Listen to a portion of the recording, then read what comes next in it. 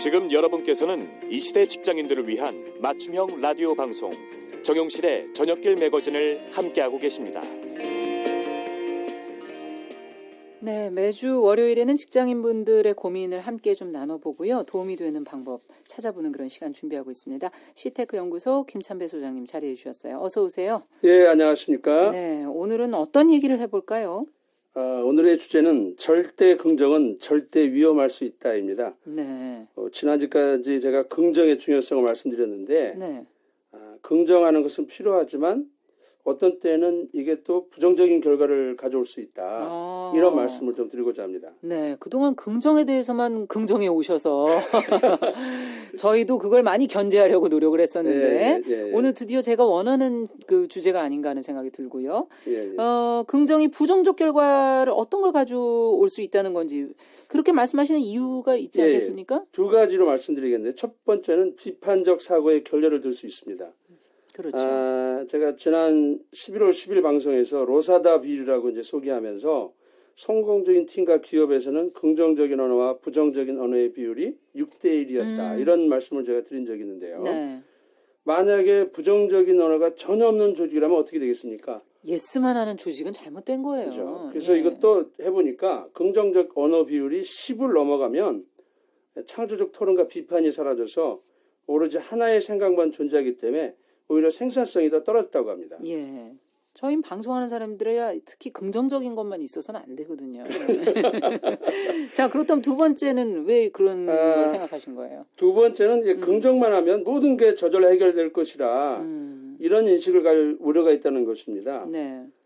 저도 이제 요즘에 긍정에 관한 강의를 많이 하다 보면 그런 얘기 듣는 사람들 가운데 이제 이른바 파랑새 증후군, 즉 현실은 고려하지 않고 이상적인 것만 추구하는 그런 현상이 나타날 가능성이 있는데 네. 제가 뭐 감사일기를 쓰면 뭐 발전한다 그러면서 사례를 대면서 이제 쓰라고 그래요. 그러면 거기 온 분들 중에 마치 사이비 종교의 그 집회에 참여한 사람처럼 가슴이 흥분돼 갖고 이제부터 이제 긍정하고 감사일기만 쓰면 모든 문제가 저절로 해결될 것이라 뭐 심지어 가슴이 벅차다는 이런 분들도 계신데 사실 그때는 그런 마음 누구나 들겠죠. 근데 그렇죠. 삶의 자리로 들어가면 삶은 그렇게 녹록지 않다는 것입니다. 당연하죠. 예. 그러니까 긍정적인 생각만 가진다고 그 이제 실천을 해나가는데 막상 더 어려움이 생길 수도 있는 것이고. 그렇습니다. 예. 좀 구체적으로 이제 좀 얘기를 해보죠. 문제는 생각은 긍정적인데 네. 행동이 없는 긍정이 문제인 것이죠. 이런 거 아주 독이 된다 이렇게 제가 표현하고 싶은데 네. 세계적인 석학이고 또 경영의 구루로 인정받는 짐 콜린스라는 분이 계신데 네. 이분이 쓴 좋은 기업을 넘어 위대한 기업으로 여기에 보면 스톡데일 패러독스라는 말이 나옵니다. 스톡데일은 베트남 전쟁이 한창일 때 그 전쟁 포로 수용소에서 살아남은 짐 스톡데일 장군의 이름에서 따온 곳인데요. 이분이 1965년부터 73년까지 8년간 수용소에 갇혀 있는 동안에 뭐 수십 차례 고문당하고 그러니까 언제 나갈지도 모르는 극단적인 상황에서 그런데도 불구하고 살아나신 분입니다. 네, 홀로코스트에서 뭐 살아남은 분들의 기록처럼 이분도 8년간의 수용소 속에서 아주 어려운 환경에서 어떻게 살아남으셨다는 건가요? 이분과 함께 그 갇힌 병사들이 있는데 두 가지 부류가 있었다는 것이죠.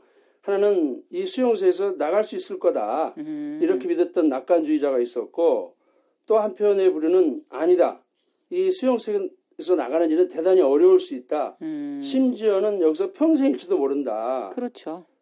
그랬는데 정말 아이러니하게도 수용소에서 먼저 병들고 죽어나갔던 사람들은 현실을 직시했던 사람이 아니라 낙관주의자였다고 합니다.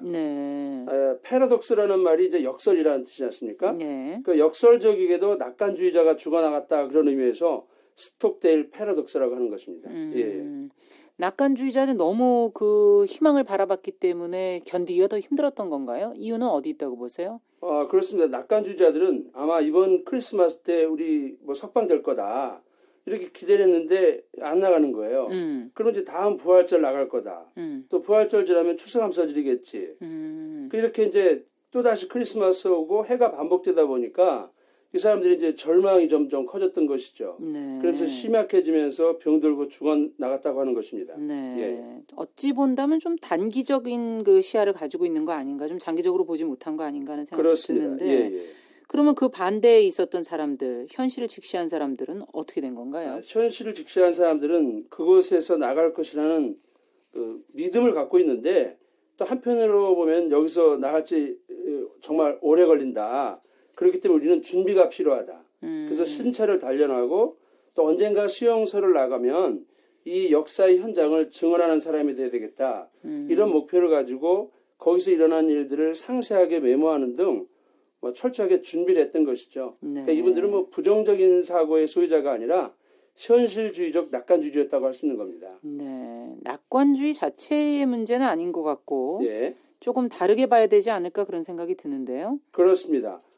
우리가 경계해야 될 게 이제 근거 없는 낙관주의인데 긍정은 뭐 절대적으로 필요하겠죠. 근데 행동이 수반되지 않는 긍정은 차라리 비관주의보다 못할 수 있다는 얘기입니다. 네. 우리 스톡데일 패러독스에서 얻을 수 있는 교훈은 지금 우리 경제가 처한 현실은 결코 쉽게 극복되기 어렵다. 지금 우리 현실도 사실은 그렇죠. 그렇죠. 예. 이거를 직시하되 또 한편으로는 절망하지 말고 우리는 반드시 이를 극복할 수 있다는 믿음 또한 결코 버려서는 안 된다는 것입니다. 예. 네. 희망은 버리지 않되 또 그렇다고 너무 단시적으로 당장 되리라는 기대는 갖지 말아라. 그렇습니다. 예, 예. 자, 행동하는 그러면 낙관주의자로 산다는 거는 어떻게 하라는 얘기입니까?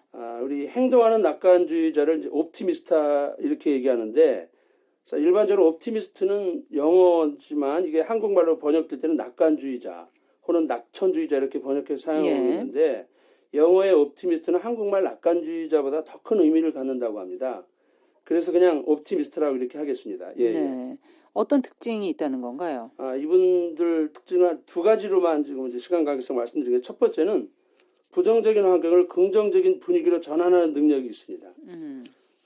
혹시 영화를 보신지 모르겠는데 1972년에 럭비 선수들을 태운 비행기가 안데스 산맥을 건너서 칠레로 가다가 산 정상에 부딪혀서 반은 날아가고 그 앞에 있는 비행기는 가던 힘에 의해서 이제 눈을 미끄러져서 중턱에 이제 걸쳐서 72일 만에 살아남은 얘기가 있어요. 예. 이때 29명 죽고 16명이 살아남았는데 이들은 먹을 게 없었다고 합니다.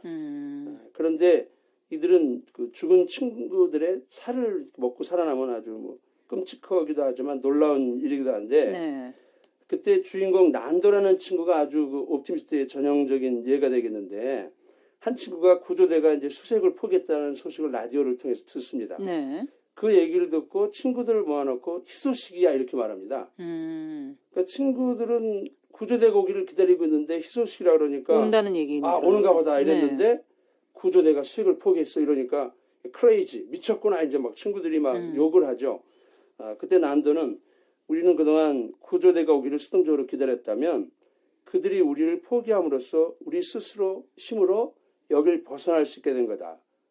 이렇게 상황을 긍정으로 해석하면서 그 죽은 친구들의 살을 먹을 수밖에 없는 당위성을 설득해서 정말 어려운 결단을 이끌어낼 수 있었습니다. 네.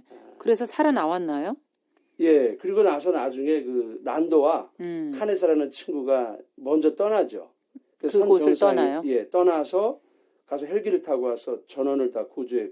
결국은 다 전원을 구조합니까? 예, 예. 요즘 기업이라든지 뭐 이렇게 가보면 모든 경제 주체가 좀 어렵다고 아우성인데 하지만 리더라는 사람이 어렵다 이런 얘기만 해서는 곤란하겠죠. 그렇죠. 그러니까 이 난도처럼 정말 분위기를 긍정으로 변화시키는 그런 발상의 전환이 좀 있어야 되지 않겠나 이런 생각을 갖습니다. 네. 두 번째는 뭔가요, 그러면? 이들의 특성. 이제 옵티미스트는 주변 환경을 최적화시킬 줄 안다 이런 말씀을 좀 드리고자. 최적화시킨다. 옵티미스트의 그 옵티라는 말이 들어간 단어 중에 이제 옵티마이제이션이라는 영어 단어가 있는데 이게 최적화라는 말이죠. 난도는 죽은 친구들의 그 살을 먹는 문제로 친구들이 막 분열이 됩니다. 어떻게 죽은 친구를 그렇죠. 먹느냐. 네. 또 한쪽은 아니다. 죽은 친구도 자기 살을 먹고 살아남길 기대할 것이다. 그래서 격론이 벌어지는데 그 막 험악한 분위기를 정말 규합을 해서 그 분위기를 하나로 모을 뿐만이 아니라 네. 또 본인이 내가 먼저 떠날게 기다려 그리고 그걸 떠남으로써 모범을 보여가지고 네. 위기를 기회로 반전시킨 주인공이 되죠. 저 직장에서도 그런데 가끔 이제 회사에서 보면 인사부에 전화해가지고 왜 우리 팀은 이상한 직원만 맨날 보내냐 그 직원 바꿔달라 이런 얘기 예. 많이 하는 분들 계신데 사실은 그 팀장을 바꾸면 됩니다. 네. 절이 싫으면 절이 싫으면 본인만 제가 떠나면 되죠. 예. 자주 쓰는 말 중에 부진 조직은 없다. 부진 리더만 있을 뿐이다. 적어도 리더라면 자기에게 맡겨진 일과 조직을 최적화시키는 책임이 있어야 된다. 네. 이걸 기억해야 될 것이라고 생각합니다. 예. 인생이라는 것 자체가 그렇게 긍정적으로만 볼 만큼 재미있기만 한 거겠습니까? 항상 고통이 따르는 것이겠죠. 그렇죠. 그 현실을 고통스러운 것이라는 걸 제대로 바라보면서 그 안에서 희망을 찾아내는 것, 그게 중요하다는 그런 얘기인 것 같으네요. 절대 긍정은 절대 위험할 수 있다. 오늘 그 주제로 이야기 나눠봤습니다. 시테크 연구소 김천배 소장님과 함께했습니다. 감사합니다. 네, 감사합니다.